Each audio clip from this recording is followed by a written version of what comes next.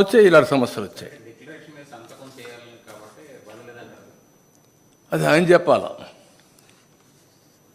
ఇప్పుడు రెండు ఆస్పెక్ట్స్, ఆయన కాంట్రడిక్షన్ ఆయన చెప్పుకుంటున్నాడు.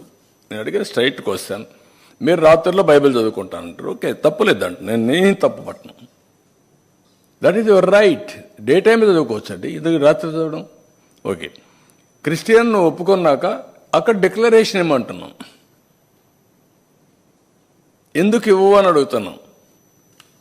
అంటే మీరు ప్రజల మనోభావాల్ని దెబ్బతీసే విధంగా ప్రవర్తించే హక్కు మీకు ఎవరు ఇచ్చారంటున్నాను నేను అంతవరకే. టీటీడీలో వేలాది మంది భక్తులు వస్తుంటారు, అన్ని కులాల మతాల వాళ్ళు కూడా.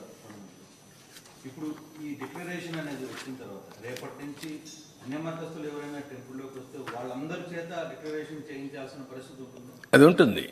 అది ఎలా ఐడెంటిఫై చేస్తారు? నోన్ పర్సన్స్ ఎవరైనా వస్తే వాళ్ళు కంపల్సరీ చేయాలి. అన్నోన్ తెలియకుండా పోతే ఎవరేం చేయలేరు.